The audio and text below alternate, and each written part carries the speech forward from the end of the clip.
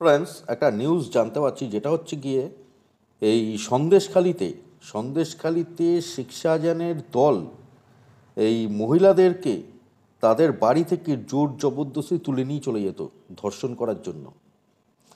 তারপরে তারপরে এটাও শোনা যাচ্ছে যে কারোর নতুন বিয়ে হয়েছে, সেই নতুন বিবাহিত মহিলাকে শেখ শাহজাহানের দল তাদের বাড়ি থেকে জোর জবরদস্তি তুলে নিয়ে চলে যেত, তার হাজবেন্ডকে ভয় দেখিয়ে তুলে নিয়ে চলে যেত, তার ফ্যামিলিকে ভয় দেখিয়ে তুলে নিয়ে চলে যেত, কাউকে কোনো পাত্তাই দিত না। তো এই জিনিসগুলো চলতো, এই রকম অত্যাচার চলতো মহিলাদের ওপর এই সন্দেশখালিতে। এখন আমরা এই বিষয়গুলো জানতে পারছি। ওখানে ইডি যাওয়ার পর থেকে তারপরে যে বিষয়টা ঘটে গেল, তারপর থেকে আমরা সব কিছু এগুলো জানতে পারছি। ওখানে কি চলতো, কি হতো, কত অত্যাচার হতো মহিলাদের ওপর, এগুলো সব আমরা জানতে পারছি। তো আমি ওখানকার মহিলাদের কথা শোনাচ্ছি, তাদেরকে যেভাবে জোর জবরদস্তি তুলে নিয়ে চলে যেত তাদের ঘর থেকে, সেটা আমি এখন শোনাচ্ছি। সন্দেশখালী মহিলার বক্তব্য, ঠিক আছে? তোমার শোনো।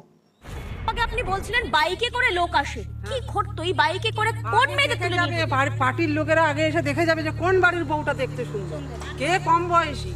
এইবার তার হুমকি চলে আসবে, তোমার বাড়ির বউ তুমি ছেড়ে দাও, তুমি স্বামী হতে পারো কিন্তু তোমার কোনো অধিকার নেই। মানে নিয়ে চলে যাবে রাতের পর রাত, একদিনের জন্য না, যতক্ষণ তাদের না মন ভরবে ততক্ষণ তোমার কিন্তু রেহাই নেই।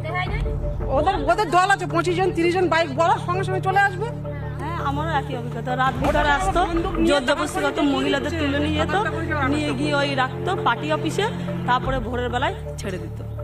কেন, কি অফিসে মিটিং হতো? পার্টি অফিসে, যেখানে মহিলাদের রাত্রেবেলা রেখে দিতে হতো। এটা তো ওরাই বলতে পারেন কি মিটিং হয়। আপনি একটা মহিলা নিশ্চয় বুঝতে পারছেন কি মিটিং করে উত্তম সর্দার, শিবু হাজরা। মহিলাদের উপরেই তো টার্গেট করে, উনি তো সবসময় টার্গেট করেই আসবে, বলবে এখানে চলো ওখানে চলো। কেন আমরা আজকে বাচ্চা ছেড়ে স্বামী ছেড়ে ওনার কোথায় আমাদের চলতে হবে? মানে এই ভোট যখন আসবে তখন মানে আমাদের নিরাপদে আমরা থাকতে পারি না। তো শুনলে তোমরা, মমতা ব্যানার্জির মাকসাদটা কি বুঝতে পারছো তো? কি মেন্টালিটি বুঝতে পারছো তো? এইসব মহিলাদের জাস্ট ইউজ করতো, জঙ্গিরা যাতে এইসব মহিলাদের ধর্ষণ করতে পারে সেই কারণে এইসব মহিলাদের ইউজ করতো, জঙ্গিদের ভোট ব্যাংক হিসেবে ইউজ করতো, আর এইসব মহিলাদের লাইফ বরবাদ করে দিত, আর এইসব মহিলাদের অত্যাচারের শিকার হতে হতো। এইসব মহিলাদের মুখ বন্ধ রাখার জন্য লক্ষ্মীর ভাণ্ডার দেয়। একবার বুঝে নাও কেন লক্ষ্মীর ভাণ্ডার দেয়, কী কারণে লক্ষ্মীর ভাণ্ডার দেয়, সব এখন ফাঁস হয়ে যাচ্ছে। মহিলারা যাতে চুপচাপ থাকে, তাদের অত্যাচারের বিষয় যেন বিষয়গুলো ফাঁস না করে দেয়, যেন মুখ বন্ধ করে থাকে। কিন্তু এখন সব ফাঁস হয়ে যাচ্ছে, কারণ এখন দেশে চলছে আরএসএস সিস্টেম।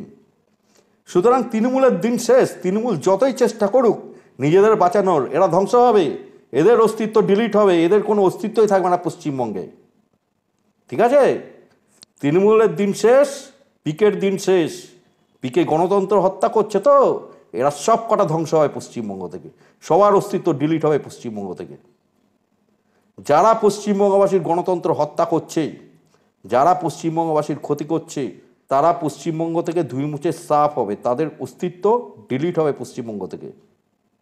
ঠিক আছে? সব ফাঁস হয়ে যাচ্ছে, সব ধরা পড়ে যাচ্ছে।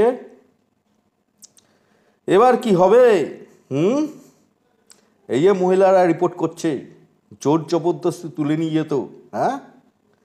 জোর জবরদস্তি তুলে নিয়ে যাচ্ছে, জোর জবরদস্তি তুলে নিয়ে গিয়ে ধর্ষণ করছে, আর এদের বিরুদ্ধে পুলিশ কোনো অ্যাকশান নেয় না, এদেরকে প্রোটেকশান দেয়। দেখো, শেখ শাহজাহানকে প্রোটেকশান দিয়ে রেখে দিয়েছে, যাতে শেখ শাহজাহান পরবর্তীকালে আরও ধর্ষণ করতে পারে। এদের দিন শেষ, এ আর কোনোদিন বেরোতে পারবে না। এ যেখানে ঢুকে গেছে, যেই গর্তের মধ্যে ঢুকে গেছে, ওখানেই মাটি চাপা পড়ে মারা যাবে, ধ্বংস হয়ে যাবে এরা। এই জঙ্গিদের অস্তিত্ব ডিলিট হয়ে যাবে পশ্চিমবঙ্গ থেকে, কোনো অস্তিত্ব থাকবে না জঙ্গিদের। ঠিক আছে? পশ্চিমবঙ্গ জঙ্গি মুক্ত হবে, এটা তোমরা শুধু দেখে যাও। সন্দেশখালী থেকে জঙ্গি মুক্ত হওয়া শুরু হয়েছে পশ্চিমবঙ্গ।